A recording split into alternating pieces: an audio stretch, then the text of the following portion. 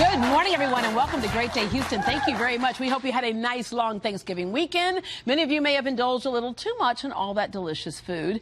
They say we pack in an extra 10 pounds between Halloween and New Year's. By January, when we all make those New Year's resolutions to get fit, think about this. A new study found that so-called healthy food might not be the magic formula to lose weight after all. That's because apparently food works differently in every body.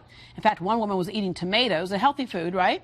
Only to discover that the tomatoes were causing her blood sugar levels to spike. So what do our doctors think about this? Let's get some food for thought in our medical hot topics. On our panel today, please welcome plastic surgeon Dr. Paul Vitenas, pharmacist Sejal Upadhyaya, ear, nose, and throat specialist Dr. Kevin Smith, and heartburn and reflux specialist Dr. Elias Dorito. Good morning. Morning. Morning. All right. Okay, so this whole thing with healthy food, a lot of us by now think we have it down, and we think, for goodness sake, if it's a vegetable for sure, or a lot of fruits, we're okay. But this woman finds out that tomatoes cause problems for her blood sugar.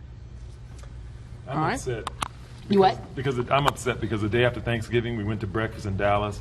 I ordered some steamed broccoli and a salad. So you're telling me that might not have worked for me? Well, it might not have worked for you. That's right. Yeah. But you know, it's funny because we get all this information. We have more information today than ever before. But I think what we're doing today is, and we see this when we look at specialty hospitals and things, not everything works for everybody. We have a tendency to say, do this, one size fits all. It doesn't. The body reacts differently to different things. Yeah, I think at the level of the intestines, you know, when we eat, the intestines and the stomach react to food. And if you have, let's say, diabetes, or you're pre-diabetic, and you're eating tomatoes or you're eating apples, these are healthy food items. But you can't handle the sugar load with these. So you are going to have a spike in your sugar. Yeah.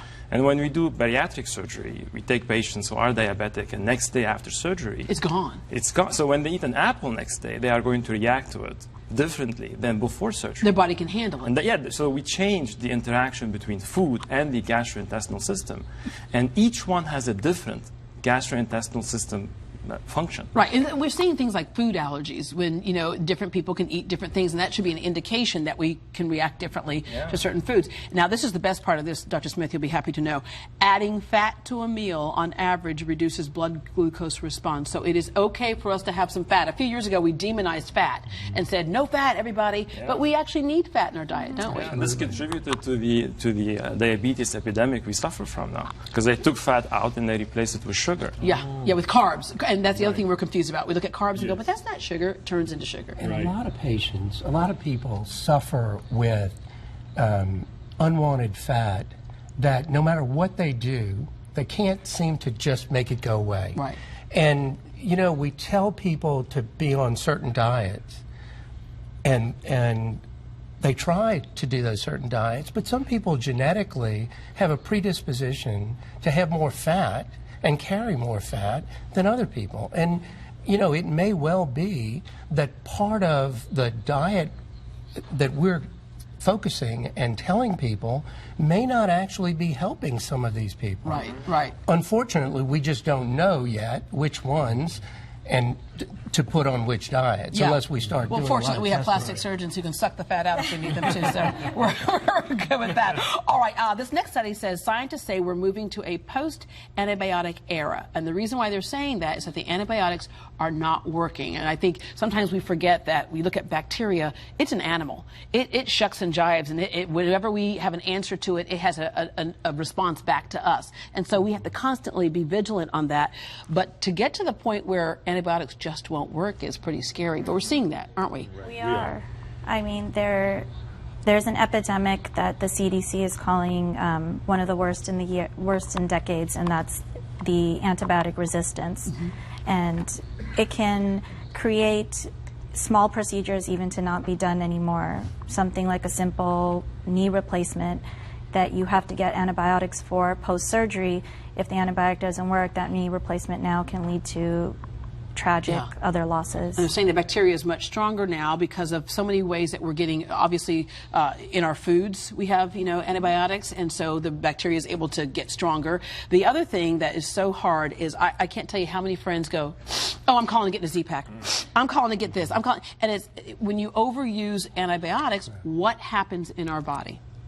Well, the bacteria morphs, like you were saying. It morphs and it becomes very adept at being resistant to the antibiotic. So a lot of times, I'll see patients in my office who come in with ear pain thinking they have an ear infection or they've been told they have an ear infection that they took antibiotics for.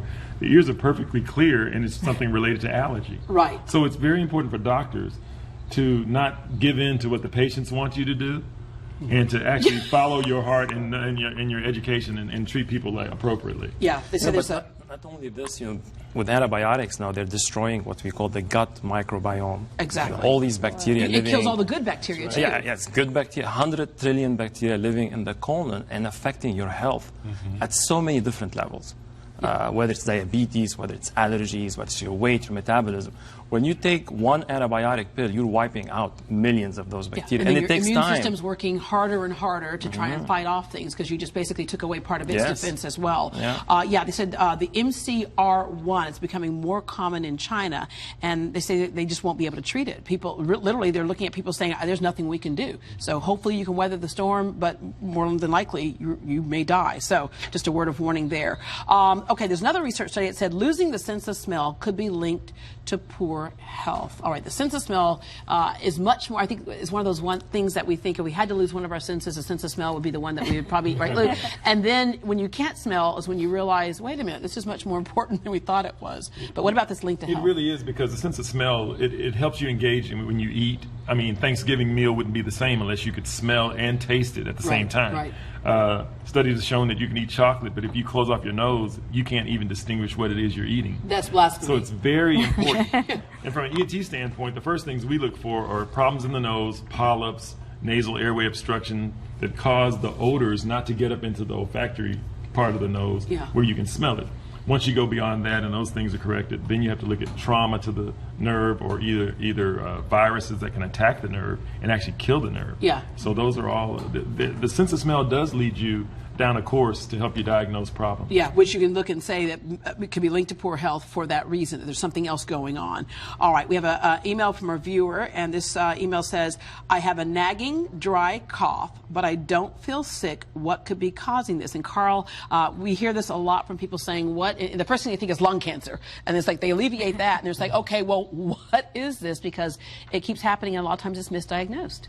From my point of view, acid reflux is the #1 cause for cough, chronic cough like this. And this is what we call silent reflux or laryngopharyngeal reflux, and basically acid going all the way up to the larynx, irritating the vocal cords and causing this cough day on and day out. And patients think that it's coming from an infection, from an allergy, from asthma, but it's actually acid reflux, and it's silent because they don't feel the heartburn. Right. The typical heartburn with acid reflux, they don't feel it. Yeah. The other thing is certain medications can make you have that dry cough, huh? All right. This next one, I don't know how to put this, but I'm going to try to put this gingerly. Okay. There's a sharp rise in surgery for women who are like to redesign the land down under. If you got what I'm saying right there, okay? And apparently it is linked, there's a 49% increase because we're wearing yoga pants more for casual wear now, not just when you're in there doing your yoga. And look, that has got to make her popular. But anyway, so you as a plastic surgeon, you see women coming in and saying, hello there. Well, first of all, it's so commonly true when you go shopping, and you look at the people in the mall or in the store, half the women are in workout yoga pants. Yeah, but I say lycra is a privilege, it's not a right. Absolutely. I'm just saying that. They come into my office for consultations for other things, and they have yoga pants on. So it follows that now women are more conscious about the way they look in their yoga pants. Right. And many women have chosen to change the way they appear down there. And, we're kind of gotten into the age of being hairless in the last decade or so. Thank you, Brazil. And so people see things that they didn't used to pay that much attention to. I see. They couldn't see. Oh, yeah. And everyone is conscious about the way they look. We got the weed whacker out, and then we went, okay, look at that. So it's you know, it's very much like getting a hairdo or getting your face done, or breast lifts, which is a very breast lift common, or whatever. yeah. Okay. And many women are coming in now for labiaplasty surgery. They feel that they're uncomfortable doing exercise, having sexual intercourse, wearing their clothes. They have a bulge, especially the swimsuits now have become smaller and smaller and smaller. So just making sure it can all fit. That's in right. there. They want a nice, smooth, clean, streamlined look. Okay. All right. 49% increase. Who would have thought? Okay. With baggy pants come back, I mean, I wonder if that's going to decrease. Anyway, okay.